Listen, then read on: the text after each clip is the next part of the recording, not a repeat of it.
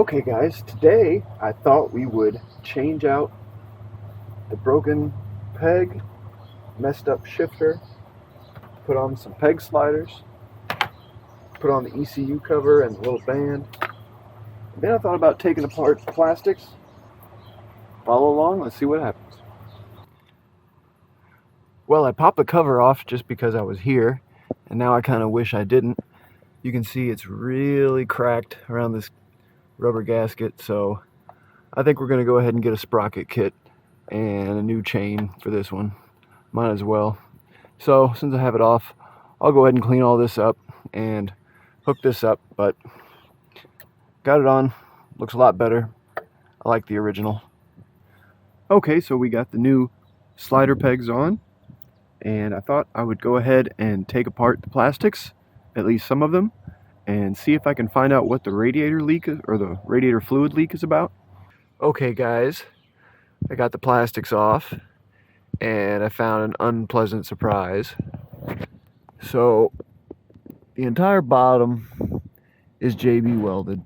I don't know if you can see that or not, but all this brown, that's JB weld. So he's chewed up the bottom of the block and he's run a hardware store bolt through somehow with a nut on the back. So I think what we're gonna have to do is drain the oil, pry the cover off, and we're gonna see if we can sand some of this down, see what condition the lip is like, and maybe we'll get it back down to bare aluminum and do some other kind of aluminum adjustment, because that's kind of unfortunate. It looks like there might have been a previous aluminum weld and then some JB weld on top of that. So we'll see what we can do, if we can save it. Otherwise, we're looking for a whole bottom end. Hooray!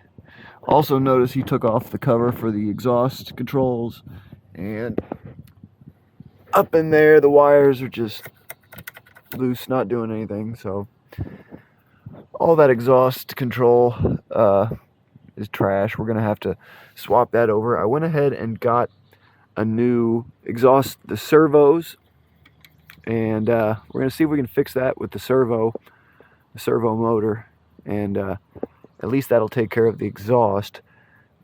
Looks like there are some scratches and a shaved off bolt, but I have a whole nother manifold, so I can take this middle section out and swap it over with all the bolts, and hopefully we'll get the cables hooked up and the new servo motor, and we should make it work like stock again. That's the hope anyway, but really right now we got to take care of that, because that bodge is, that's pretty bad. I think the coolant leak is the water pump down here in the bottom. I didn't see any leaks anywhere else or any wet spots, so I'm pretty sure it's the actual water pump. So maybe a gasket or something. We're gonna have to dig into this thing. So a little bit more involved than I was hoping, but I think we can still save her, but it's gonna take a little bit more work.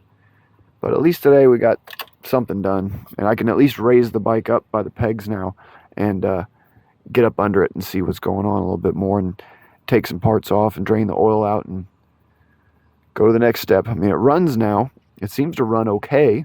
So as long as there's not too much water or coolant in the oil, then maybe we can just get away with adjusting that lip if we need to, and cleaning all this up and putting a new cover on and keep on going. But hopefully we don't have to get a whole new bottom end, because that would be tragic. So we're gonna put her away for now. We got the plastics off all the way around so I can get into it. It's really dirty. I sprayed some brake clean on it. We're gonna see if there's any leaks around here or anywhere down there, and then you can tell the radiator clamp is about ready to fall off. There's a couple of them like that. Surprisingly, none of those are the leak spots, but it's leaking down there in the water pump.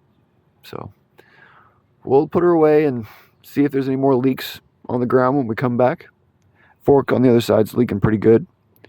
We'll just play it one step at a time and get a couple more parts see what we can do about that bottom end. But all right, guys, until next time.